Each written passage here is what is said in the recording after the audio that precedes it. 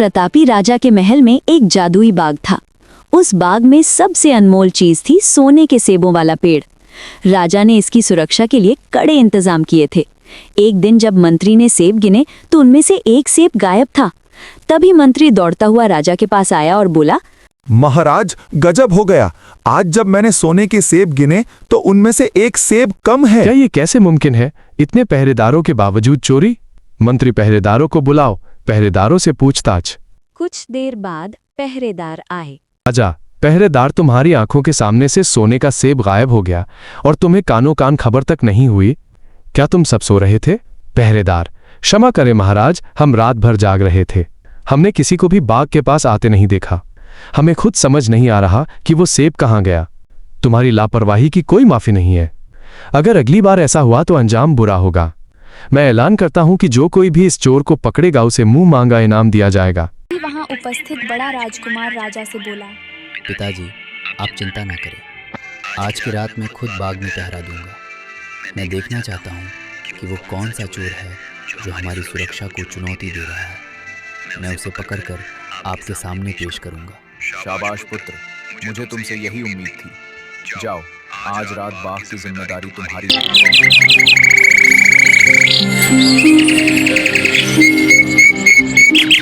रात हुई। राजकुमार पहरा देने लगा, लेकिन बड़े राजकुमार का घमंड काम न आया। पहरे पर बैठने के 2 घंटे बाद ही उसे गहरी नींद आ गई।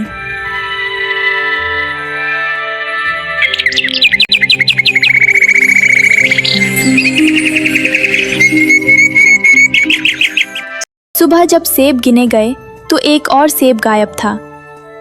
तभी अगले दिन मंझला राजकुमार राजा के पास आया और बोला कि वो यह गलती नहीं दोहराएगा। पिताजी, बड़े भाई से चूक हो गई होगी, लेकिन मैं ये गलती नहीं दोहराऊंगा।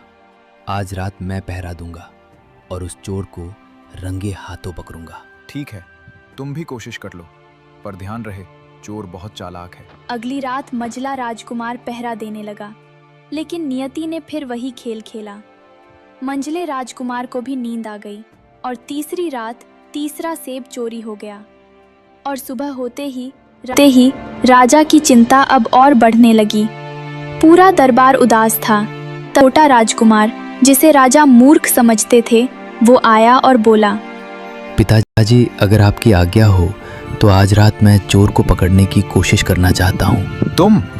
तुम क्या समझते हो कि तुम कामयाब हो जाओगे? तुमसे बड़े और समझदार भाई असफल हो चुके हैं। तुम जाओ और अपना काम करो, यहाँ वक्त बर्बाद मत करो। महाराज, माना कि मैं छोटा हूँ, पर मुझे एक मौका तो दीजिए। मैं वादा करता हूँ कि मैं अपनी आंखों की पलकें तक नहीं झपकने दूंगा। ठीक है, जब तुम मान ही नहीं रहे तो जाओ, देखूं तुम क्या करिश्मा करते हो। रात हुई और अब छोटा राजकुमार पहरा देने लगा। तभी एक सोने की चिड़िया उड़कर आई और सेब तोड़ने लगी। तो तुम हो वो चोर, इतनी सुंदर और सुनहरी। मेरा दिल तुम्हें मारने का नहीं कर रहा, पर पिता की आज्ञा सर्वोपरि है। तभी जैसे ही चिड़िया सेब तोड़ती है, राजकुमार तीर चलाता है, लेकिन चिड़िया उड़ गई और तभी उसका एक पंख गिर जाता है।